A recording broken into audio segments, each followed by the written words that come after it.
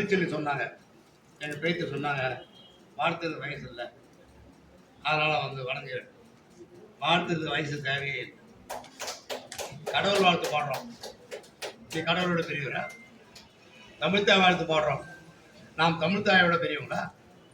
வாழ்த்துவதற்கு உள்ளம் சரியாக இருந்தால், உள்ளம் மகிழ்ச்சியாக இருந்தால் அதை வாழ்த்தலாம். மைக் இருக்கிறது, வாழ்த்தலாம். அந்த வகையிலே காடா கல்யாணசுந்தரம் அவர்களை வாழ்த்துகிறேன். இன்னொன்று, வெறும் வயதுக்காக மட்டும் அவரை வாழ்த்துவது கிடையாது, வங்கி மேலாளர் என்பதற்காக மட்டும் அவரை வாழ்த்துவது கிடையாது. எனக்கு எம்ஏ படித்திருக்கிறார், எக்கனாமிக்ஸ் படித்திருக்கிறார், பொருளாதாரம் படித்திருக்கிறார், சிஐபி படித்திருக்கிறார், மேனேஜராக இருந்தார். அதற்காக மட்டும் அல்ல, நல்ல தமிழ் தொண்டு, அதற்காக வாழ்த்துகிறேன். காம்பின்கால் பாம்பரியம் என்று போல 41 ஆண்டு காலமாக நடத்தி கொண்டிருக்கிற பண்ணை தமிழ் தமிழ் நிறுவனம் நான் என்னை போல ஒரு கஷ்டப்படுவதற்கு ஒரு ஆள் இருக்கிறார் என்ற ஒரு மகிழ்ச்சி. இவர் வாழ்த்து கூட அவங்க துணைவியார் வாழும்.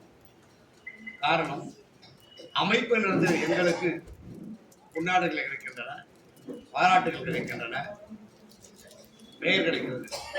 ஆனால் எங்களை சந்திக்க வருபவர்களுக்கெல்லாம் தேநீர் கொடுத்து, விருந்து கொடுத்து, இதெல்லாம் செய்து கொண்டிருக்கிற எங்களது துணைவியார்களுக்கு எது கிடைக்கிறது என்று சொன்னால் எதுவுமே இல்லை. சில நேரத்தில் எங்களோட முகச்சிலிப்பை தான் பெறுகிறோம், எங்கள் முகச்சிலிப்பை தான் பல நேரங்கள் தந்து கொண்டிருக்கோம் என்பது உண்மை. எதுவாக இருந்தால் அது இந்த அவை ஒப்புக்கொள்ள வேண்டும். அந்த வகையிலே இது இந்த அளவுக்கு வெற்றி பெற்றிருக்கிறார் ஒரு அமைப்பின் மூலமாக சொன்னால், அவங்க திருமதி காணாமல் இருந்தவர்களுக்கு 90 விழுக்காடு அந்த வெற்றிக்கு காரணம் அவர்கள் தான். ஏன்னா என் மனைவி நான் தான் சொல்றேன், ஒற்றை விரல் பிடித்து உள்ளே நுழைந்தாய், நீ மொத்த விரலுக்கு மோதிரமானவர். என்னுடைய மனைவிக்கு என்னுடைய மணி விழாவில் நான் பேசியிருந்தோம் ராணி செய்தியாளர் தமிழ் அறிவெல்லாம் கூடிய அவையிலே சொல்றேன், ஏற்படில் 2 எல்லாம் சொல்றேன். ஒற்றை விரல் பிடித்து உள்ளே வந்தவர் மொத்த விரலுக்கு மோதிரமானவர். இன்னொன்று சொல்றேன், இந்த உற்சவருடைய மூடவர் அவர்.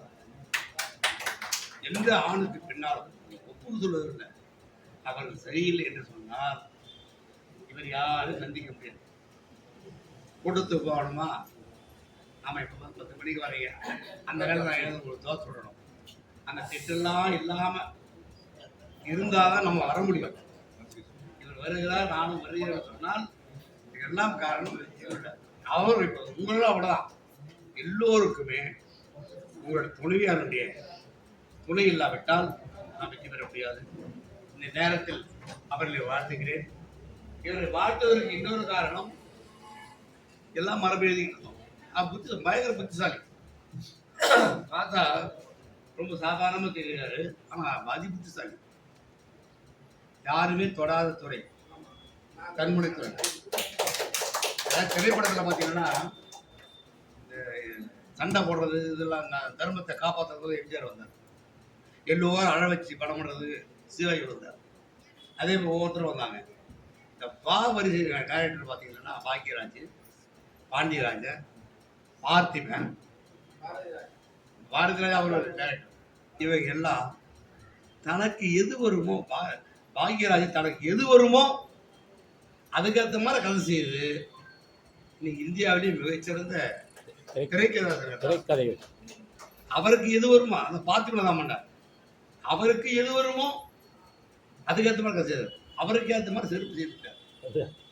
அந்த வகையில் மரபு கவிதையை தொடங்கினார், புது கவிதையை கொஞ்ச நாள் போனார், ஐக்கிய ஒரு அமைப்பை உருவாக்கினார்.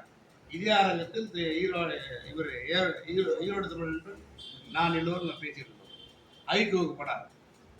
இந்த நானில் வந்த உடனே அதை எடுத்தார். எல்லா கவிதையும் இனிமையாக போயிடுச்சு. எதுவும் பேச வேணாம், 4 வரி உங்க கருத்தை சொல்லு. பல பேர் வெற்றி பெற்று இருக்கிறார்கள், எழுதியவர்கள் பல பேர் வெற்றி பெற்று இருக்கிறார்கள். என்னை இப்போ நான் மரபு தான், இன்றும் மரபில் தான் எழுதி கொண்டிருக்கிறேன்.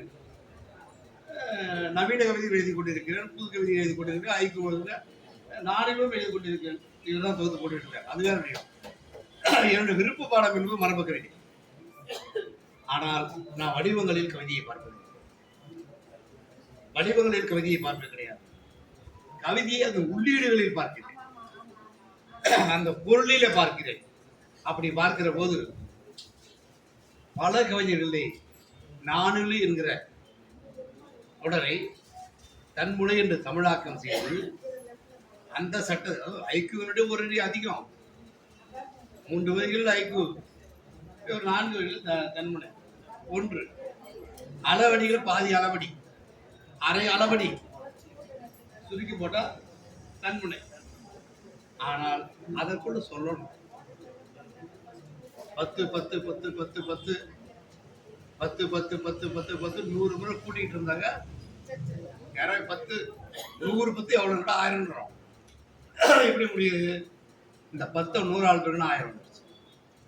அப்படி சுருக்கமாக கூட்டலில் சுருக்கமே பெருக்கல் உரை நீட்டலில் சுருக்கமே நிற்கிற கவிதைகள். அது போல ஒரு நீண்ட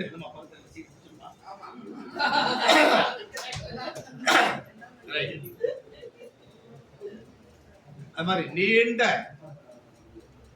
அந்த கவிதைகளை கூட சுருக்கமாக 4 வரி. சுண்ட காய்ச்சல் தான் கஷ்டம், சும்மா தேநீர் காய்ச்சல் வேற, சுண்ட காய்ச்சல் வேலையை இவர் செய்திருக்கார். அதற்காக ஒரு பாராட்டு. இன்னொன்று இன்னொன்று 2 கவிஞர்களை ஒன்னா சேர்க்க முடியாது. அதாவது பெரியார் சொன்னார் 2 புலவர்கள், புலவர்கள் காலம் விட இப்ப கவிஞர்கள் 2 கவிஞர்களை ஒன்னா சேர்க்க முடியாது. ஆனால் இத்தனை கவிஞர்களை தன் ஆளுமைக்கு கீழே எந்த ஒரு ஜபர்தஸ்தும் கிடையாது. அன்பு ஒன்று ஒரே ஒரு காரணம் தான். 2வது, என் முதல்ல கடுமையை பார்த்துருக்கலாம் பல பேர். என்னுடைய கவிதையை படிக்கிறவங்க ரொம்ப திமிர் புடிச்சனா இருப்பாங்க. ஆனா அவரை பார்க்கும்போது அந்த எண்ணமே வர ரொம்ப எளிமையான மனிதர். அந்த அன்பால அந்த எளிமையால இன்று இந்தியாவில் மட்டுமல்ல எல்லா இடங்களிலிருந்தும் நண்பர்களை சம்பாதித்திருக்கிறார். இவருடைய இன்னொரு வெற்றி, எனக்கு பொதுவாக தமிழ் ஆசிரியர்கள், தமிழ் பேராசிரியர்கள் தமிழ் பேசுகிறார். வெள்ளக்கார குழந்தை இங்கிலீஷ் பேச பெரிய விஷயம் கிடையாது. தமிழ் ஆசிரியர்கள் தமிழ் பேராசிரியர்கள் கவிதை எழுத பெரிய விஷயம் கிடையாது. ஆனால் பிற துறையில் இருக்கிறவர்கள் இலக்கியத்தில் வெற்றி பெறுவது வரலாம், இலக்கியத்தில் வரலாம். இலக்கியத்தில் வந்து வெற்றி பெறுவது என்பது அவ்வளவு எளிதல்ல. இவர் பிற துறையில் இருந்து இலக்கியத்துக்கு வந்திருக்கிறார். அந்த வகையிலே ஒரு வாழ்த்து.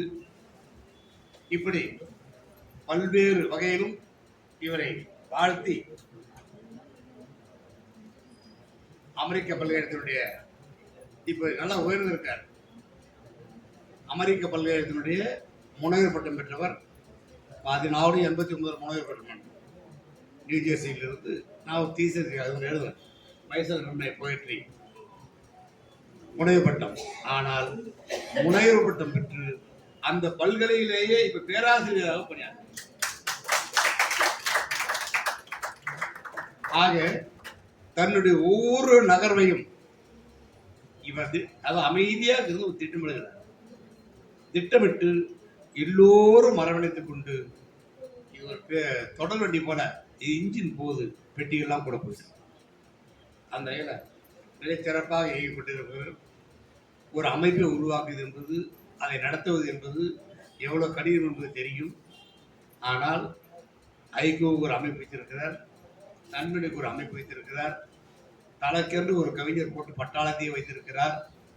இவர் வேறையும் எந்த ஒரு உரசலும் இல்லாமல் அழகாக எடுத்துக்கொண்டு போகிற தன்மை இருக்கிறதே, அதற்கு ஒரு பாராட்டு சொல்லி இந்த 70 காலகிற கவிஞருடைய காணா கல்யாணத்தோடு அவர்களும் அவருடைய 90 விழுக்காடாக இருக்கிற அம்மா அருள்செல்வி அவர்களுக்கும் என்னுடைய தனிப்பட்ட முறையிலும் பண்ணை தமிழ்ச்சங்கம் சார்பிலும் நெஞ்சார வாழ்த்தி,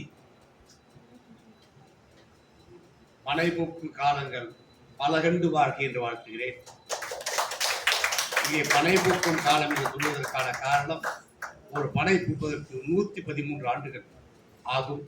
அந்த 113 ஆண்டுகள் பல பண்டு வாழ்க, இமை நிறைக்கும் காலம் வரை இனிது வாழ்க. உலகத்தில் அறிவியல் கருத்துப்படி வயதாக வயதாக உடல் எல்லாம் சுருங்கும், எல்லாம் இருக்கும். ஆனால் கண்ணுடைய இமை வேறு நரைக்காது. அப்படி இமை எப்போதும் நரைக்க முடியாதோ அதுவரை வாழ்க என்று வாழ்த்தி பெருமை அடைகிறேன்.